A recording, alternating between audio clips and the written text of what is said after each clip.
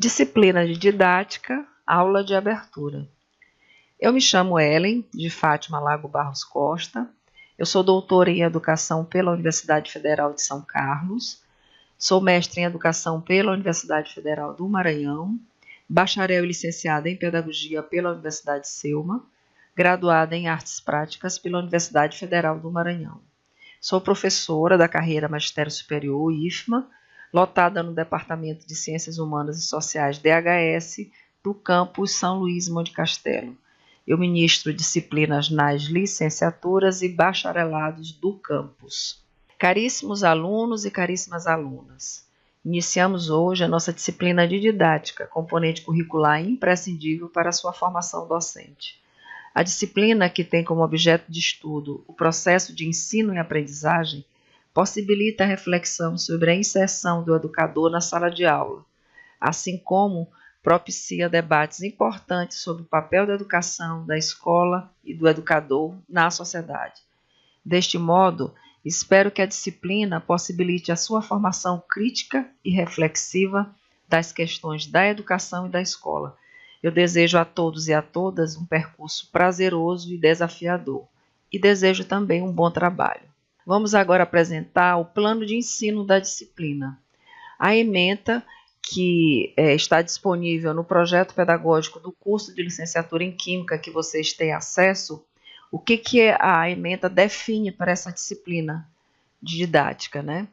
Nós vamos discutir educação, pedagogia e didática, discutir os conceitos básicos sobre educação, o que é pedagogia, o que é didática, e as relações entre essas três categorias, dimensões, objeto e relações da didática. Discutiremos também os sujeitos básicos do processo ensino-aprendizagem, ou seja, o professor e o aluno, os componentes básicos do processo de ensino, que seriam as intencionalidades do ensino, os princípios dos conteúdos, os enfoques teóricos metodológicos dos procedimentos de ensino, a comunicação didática e os recursos de ensino, a avaliação e a postura didática. Todos esses conteúdos estão organizados no sentido de fazê-los compreender que a didática é um dos instrumentos utilizados no ensino e aprendizagem, e o principal objetivo da didática é tornar o ensino mais acessível ao seu destinatário, ou seja, tornar o ensino mais acessível aos alunos. O objetivo geral da disciplina é refletir sobre o papel da didática no contexto político-educacional contemporâneo, assim como compreender as abordagens teórico-metodológicas da didática, numa perspectiva participativa, criadora e transformadora da formação docente. Então, a ideia desta disciplina é oportunizar um espaço de reflexão sobre a prática pedagógica, em particular a prática docente, ou seja, em particular a prática dos professores. Refletir sobre a sala de aula e como o docente é fundamental no processo de ensino e, portanto, ele deve ter uma visão crítica do processo educacional. Nós precisamos compreender que a sociedade tem passado por várias mudanças, influenciada pela globalização e pelo avanço da tecnologia, que vocês já devem ter discutido em outras disciplinas, né? A questão da globalização e o avanço tecnológico e as influências da globalização e da tecnologia na educação. E é preciso perceber que essas mudanças têm impacto direto na sala de aula e que o professor precisa estar qualificado para inserir-se nestes novos contextos. Então, deste modo, eu parto do princípio que o ensinar ele deixou de ser uma mera transmissão de conhecimentos e requer espaços de construção oportunizado pela troca de ideias entre educador e educando. Ou seja, essa disciplina ela tem um caráter fundamental, ela tem uma importância fundamental na formação de vocês enquanto futuros professores de Química. Nós dividimos a disciplina em 4 unidades. Na primeira unidade, nós vamos discutir educação, pedagogia, didática e o ensino, conceitos, concepções e relações.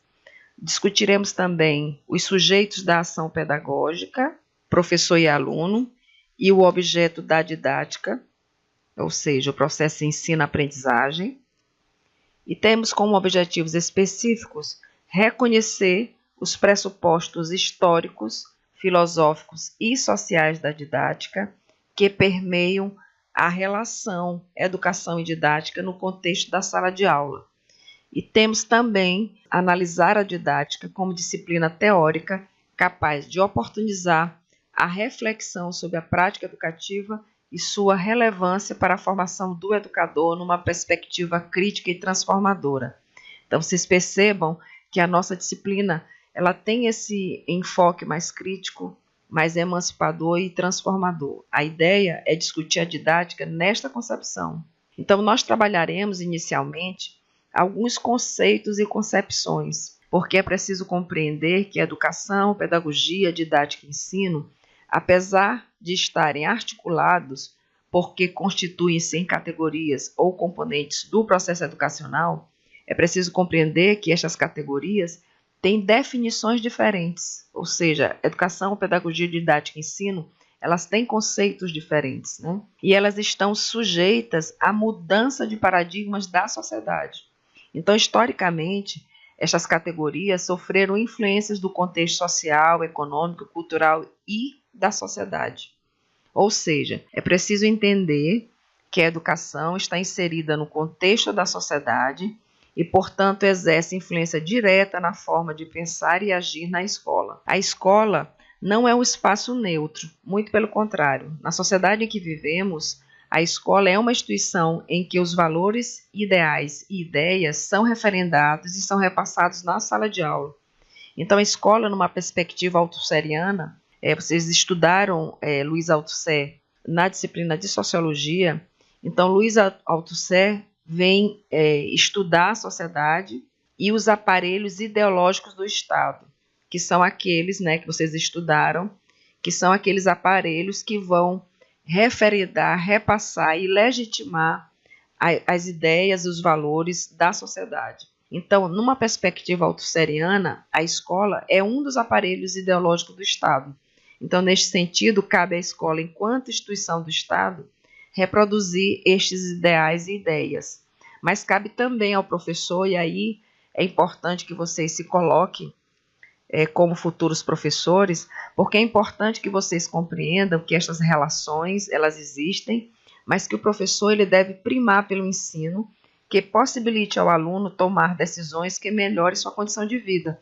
Ou seja, é preciso que os alunos saibam tomar decisões a seu favor e a favor da coletividade. Então, nós trabalharemos essas questões nessa primeira unidade e compreenderemos que educação é mais abrangente, e varia o conceito de acordo com a sua finalidade. Ela pode ser formal, que é aquela desenvolvida ou adquirida nos espaços das instituições formais para o desenvolvimento do ensino, principalmente na escola, e ela pode também ser informal, que é aquela difundida nos espaços sociais, principalmente na família. Nós compreenderemos também que a pedagogia é a ciência que estuda a arte de educar, ela é responsável pela formação didático-pedagógica dos profissionais que atuam na educação. Compreenderemos também que a didática é um ramo da pedagogia, que tem como objeto de estudo o ensino, a aprendizagem e suas relações, e que ensino se refere principalmente à transmissão de conteúdos e conhecimentos no âmbito da instituição escolar. Então, essa unidade basicamente vai trabalhar essas questões e também trabalhará os sujeitos da ação pedagógica e o objeto da didática, que é o processo de ensino-aprendizagem, e os sujeitos é o professor e o aluno. Na unidade 2, nós teremos como bloco de conteúdos o papel dos saberes, o papel e os saberes dos sujeitos básicos do ensino-aprendizagem, o professor como pesquisador crítico e reflexivo, ou seja, quais são as competências e os saberes docentes que são exigidos para o professor na atualidade, os alunos como sujeitos do processo de construção, de conhecimento e da aprendizagem, e a interação professor-aluno na prática educativa. Nós temos como objetivos específicos analisar o papel, os saberes fundamentais dos sujeitos básicos do processo de ensino-aprendizagem e as condições necessárias a uma prática pedagógica investigativa, crítica e transformadora. Então, nesta unidade, nós vamos refletir primeiramente o papel, e os saberes específicos dos sujeitos da ação pedagógica, e depois nós vamos trabalhar as interfaces entre esses sujeitos, ou seja, quais são as relações estabelecidas e que devem ser estabelecidas entre professor e aluno e a prática educativa. Na unidade 3, nós vamos trabalhar as tendências pedagógicas, a didática e o processo de ensino-aprendizagem. Nós vamos trabalhar quais são essas tendências pedagógicas. As pedagogias liberais, que foram definidas por José Carlos Libânio como a pedagogia tradicional, a pedagogia renovada progressivista, a pedagogia renovada não diretiva e a pedagogia tecnicista. E também vamos estudar as tendências pedagógicas progressistas, que seriam as pedagogias libertadora, libertária, crítico-social dos conteúdos. O objetivo específico é compreender as tendências pedagógicas e as abordagens didáticas e as implicações do desenvolvimento do processo de ensino e aprendizagem na formação do educador. A ideia nesta unidade é trabalhar as relações estabelecidas entre escola e sociedade, em particular os estudos de José Carlos Libânio, que ao analisar a prática pedagógica, ele subdividiu esta prática em duas grandes tendências. Uma que percebe a escola, o aluno, o professor numa perspectiva conservadora, que são as pedagogias liberais, que tem esta denominação porque diz respeito à ideologia liberal, que vocês já estudaram também em outras disciplinas.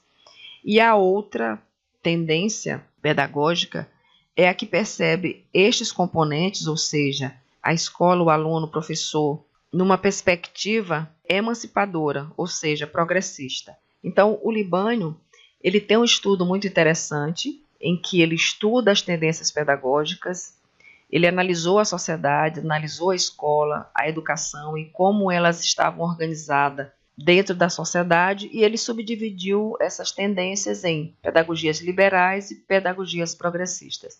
As pedagogias liberais, ele as compreende como pedagogias conservadoras e que estão a serviço da manutenção do poder da sociedade capitalista, e as pedagogias progressistas são aquelas que ele compreende como pedagogias que estão a serviço da emancipação do indivíduo.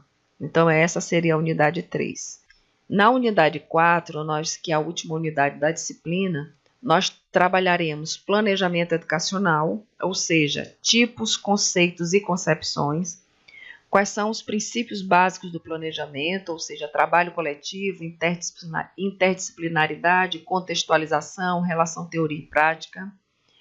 Discutiremos também planejamento de ensino, tipos e componentes. Os objetivos específicos é compreender os componentes fundamentais do ensino e o planejamento como processo que viabiliza sua organização e desenvolvimento de forma crítica e participativa, assim como construir novas perspectivas de planejamento, a partir da problematização da realidade e da participação, reconhecendo-se como elemento integrador e facilitador do processo de aprendizagem. Então, esta unidade, nós vamos refletir o planejamento na área de educação, que é uma ferramenta primordial, para a otimização e operacionalização da prática pedagógica. E tentar entender que planejamento, para além de uma burocracia da escola, é uma ferramenta essencial para otimizar o tempo de sala de aula, para otimizar o trabalho do professor e para organizar mesmo o processo de ensino-aprendizagem. Então, essa unidade ela tem essa importância, discutir planejamento educacional numa perspectiva transformadora, numa perspectiva participativa. Procedimentos de ensino.